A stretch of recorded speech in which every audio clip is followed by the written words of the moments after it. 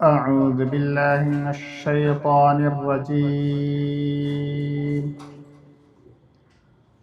بسم الله الرحمن الرحيم.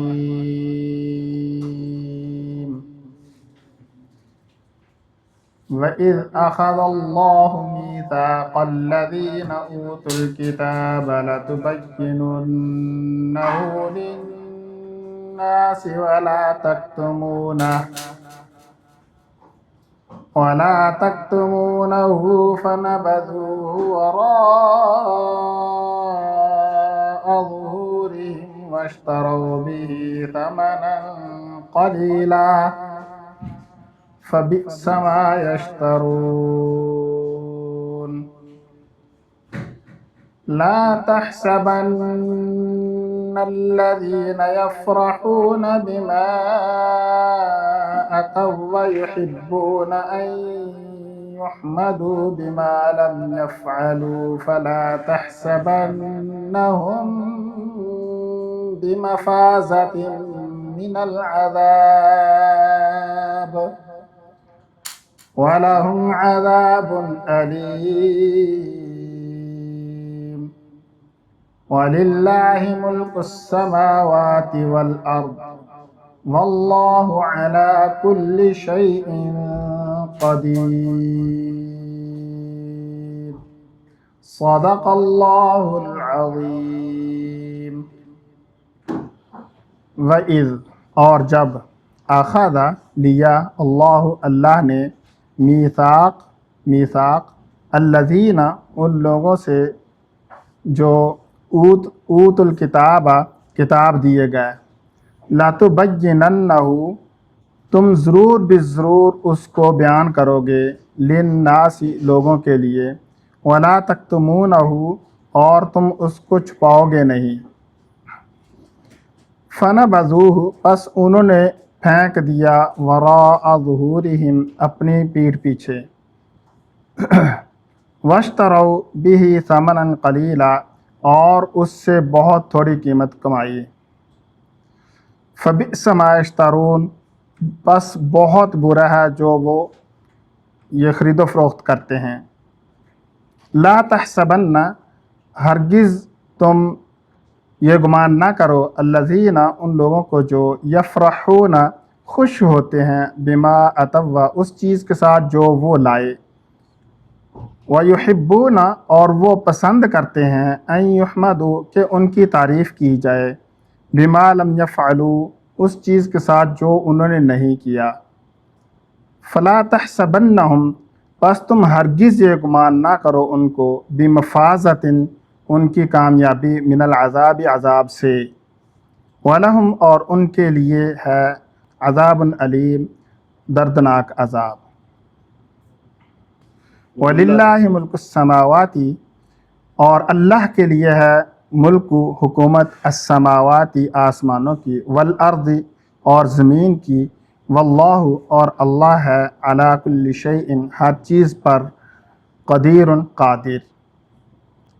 سورہ آل عمران کی آیت نمبر 187 سے لے کے 199 تک تلاوت کی ہے. اس رکوع میں بہت ساری چیزیں ہم نے پڑھی ہیں. سب سے پہلے تو یہودیوں کا جھٹلانا اور اللہ تبارک و تعالیٰ کے اوپر ایک بڑی ساری بات کرنا، اور اس کے بعد اللہ تبارک و تعالیٰ نے یہ فرمایا کہ آپ کو اگر جھٹلایا جاتا ہے تو اس سے پہلے بھی رسولوں کو جھٹلایا جاتا رہا ہے. اس کے بعد اللہ تبارک و تعالیٰ نے فرمایا کل نفس ذائقۃ الموت کہ ہر نفس نے موت کا ذائقہ چکھنا ہے، لیکن کامیاب وہ ہے جو بندہ آگ سے بچ گیا اور جنت میں چلا گیا. اور اس کے بعد فرمایا لَتُبْلَوُنَّ فِي أَمْوَالِكُمْ وَأَنفُسِكُمْ تمہیں ضرور آزمایا جائے گا تمہاری جانوں اور تمہارے مالوں کے بارے میں.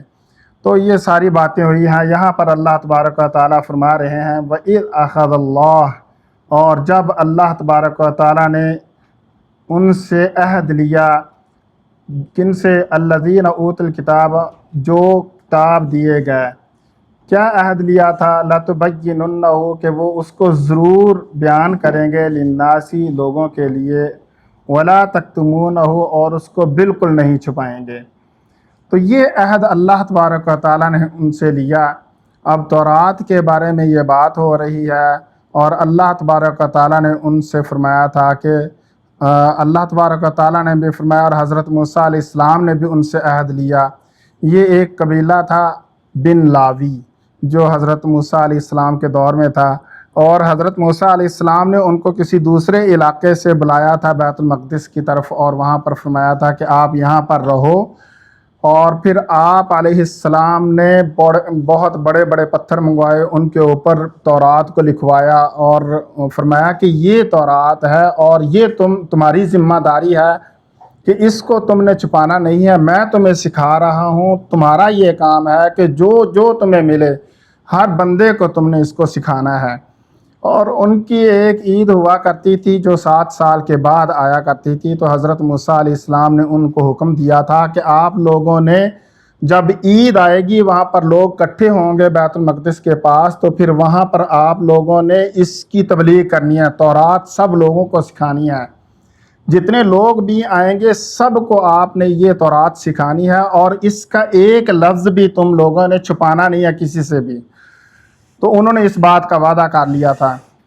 اب انہوں نے کیا کیا کہ وہ تو سکھایا، اس قبیلے نے آگے تورات کو سکھایا، لیکن اس کے تقریباً کچھ سال بعد، کچھ صدیاں بعد، کوئی 4-5 صدیاں بعد جو ہے، وہاں پر ایسے سجادہ نشین آئے، جیسے یہاں پر پاکستان میں ہوتا ہے کہ دربار پر کوئی دربار بن گیا ہوتا ہے، کوئی بزرگ ہوتا ہے، اس نے اپنے ہفتے اور مہینے ایک بندے کو مسلمان کرنے کے لیے لگائے ہوئے ہوتے ہیں۔ جب وہاں پر کوئی گدی نشین آتا ہے، اس کو یہ بھی نہیں پتہ ہوتا قرآن مجید کا الف لام میم کہاں پہ ہے، اس کو یہ بھی نہیں پتہ ہوتا قرآن مجید شروع کہاں سے ہوتا ہے، ترجمہ اور اس کو سمجھنا وہ تو دور کی باتیں ہیں۔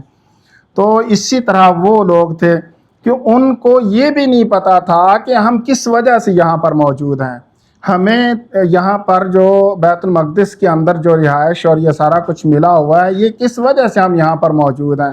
ان کو صرف اتنا پتہ تھا کہ بیت المقدس جو ہے یہ ایک مقدس جگہ ہے، یہاں پر جو رہنا ہے وہ اچھی بات ہے، لیکن ان کو یہ پتہ نہیں تھا تورات بھی کوئی چیز ہے۔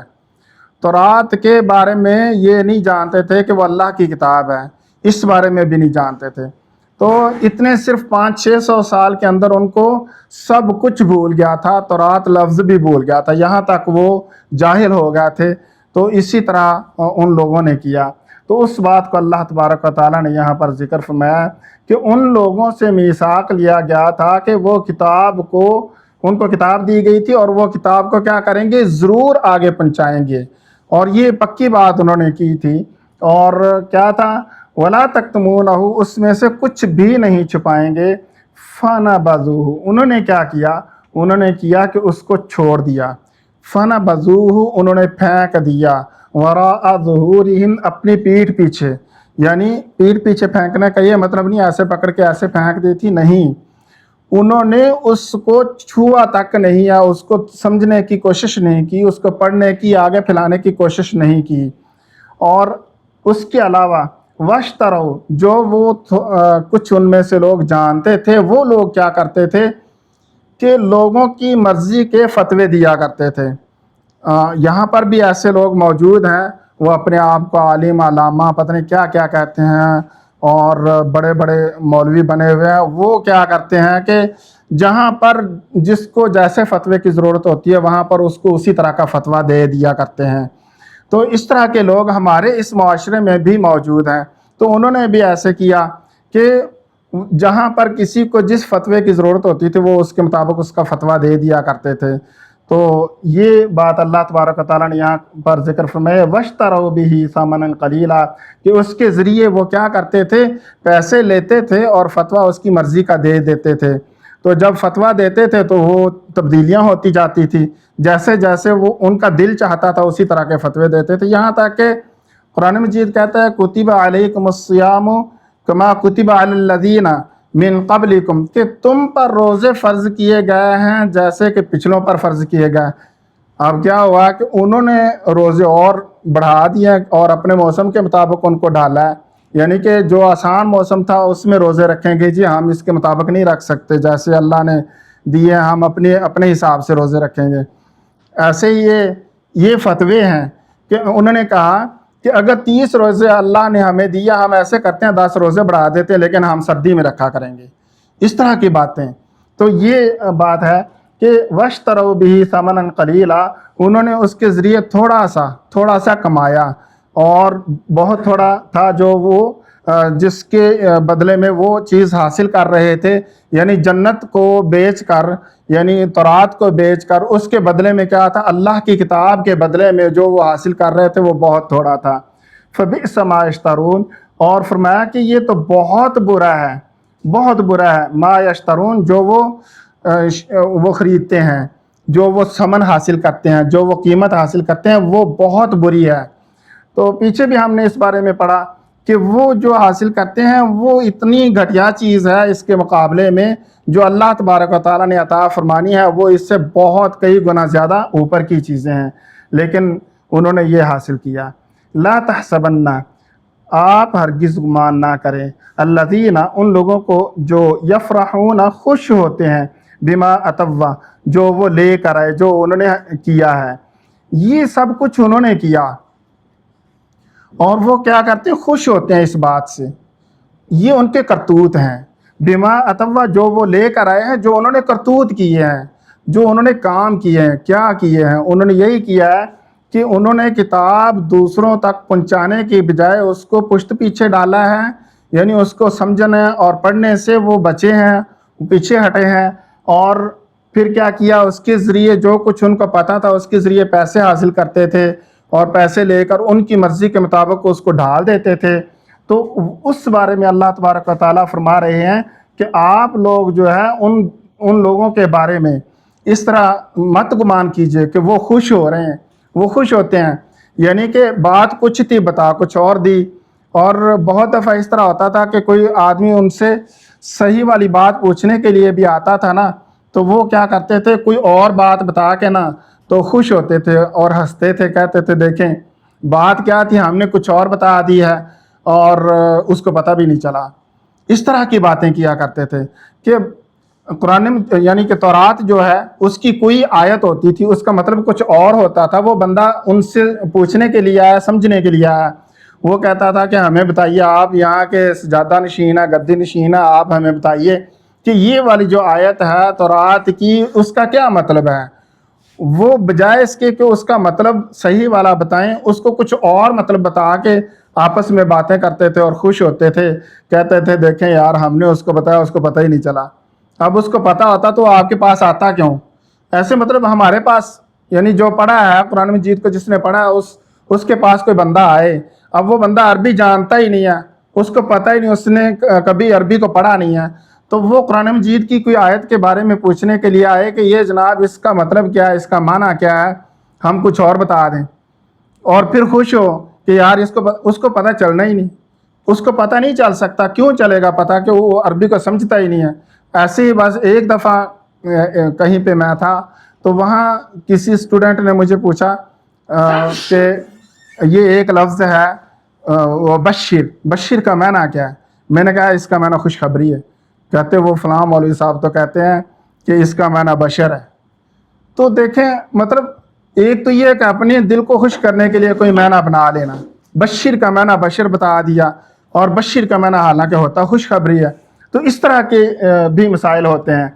تو لا تحسبن، آپ ہرگز گمان مت کیجئے، یفرحون، جو یہ خوش ہوتے ہیں، بما اتوا، اس چیز کے ساتھ جو یہ لائے ہیں، جس کے ساتھ یہ موجود ہیں، کہ یہ خوش ہوتے ہیں ایسی باتوں سے کہ غلط بات بتا کے خوش ہوتے ہیں اور کہتے ہیں کہ اس کو پتہ نہیں چلا۔